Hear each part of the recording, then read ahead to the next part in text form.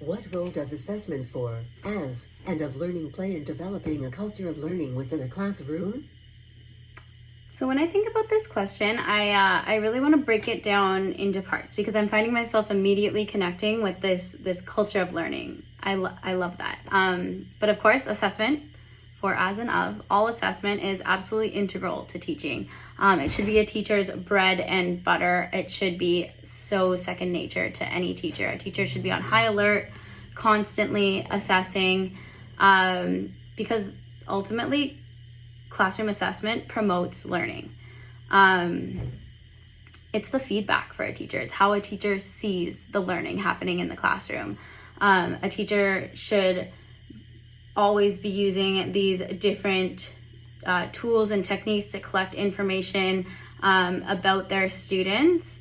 And it really just puts the teacher in the position of a researcher, which is something I love. Teacher as researcher. Because I too am learning, I too am discovering, not just my students, I too am a learner. I think this feeds really well back into the idea of a culture, or maybe the definition of a culture. When I think of culture in my head, I think of something that is above all else shared.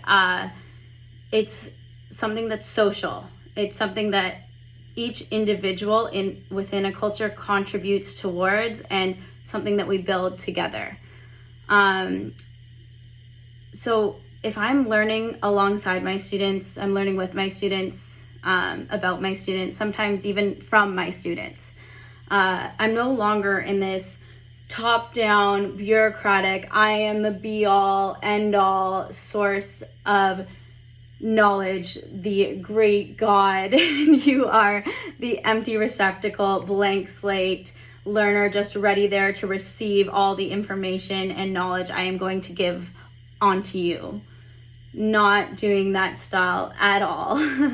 It really levels the playing field almost, right? So we're sharing in that learning. Each student brings their own knowledge, skills, beliefs to any task. And I can never assume that a student, that I'm going to be the first person to introduce a student to content. They could be an absolute expert in the life cycle of an ant, for example.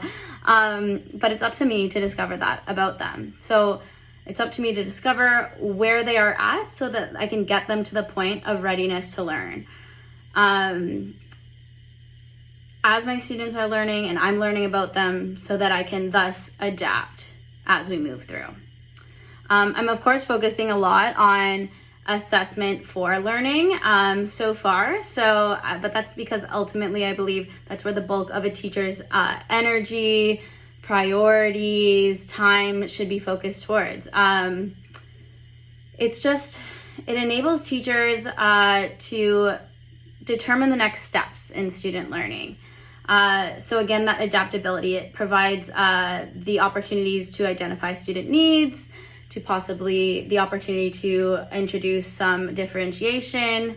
It's the starting point for new instruction. So where are my students are at? Where is the learner at? And where are they going? Assessment as learning is all about that metacognition. So thinking about their own thinking, reflecting on their own learning. Assessment as learning puts the student in the critical role of the connector between the assessment and the learning. I think it's so important just because it does empower the student. It allows them to become lifelong learners, right? To really take some ownership and the efficacy of their achievement and their performance. It's needed to promote a culture of learning because it takes all those individuals, like strong, curious individuals, to create a culture. Students who seek, share, and apply new knowledge and apply the skills and knowledge to improve their performance. And in this, I am there to support them. I'm there to support experimentation, innovation, flexibility, initiative. It all feeds back into that idea that I keep coming back to, the adaptable classroom. Of course, assessment of learning, I need to touch on. It's high stakes, it's formal assessment, assessing what the students have learned against expectations, but it really takes their learning public. So it takes it beyond the classroom. So of course, a culture doesn't just exist in and of itself. It touches parents, it touches principals, it touches school boards, government, et cetera, but I really do believe that accountability is very vital.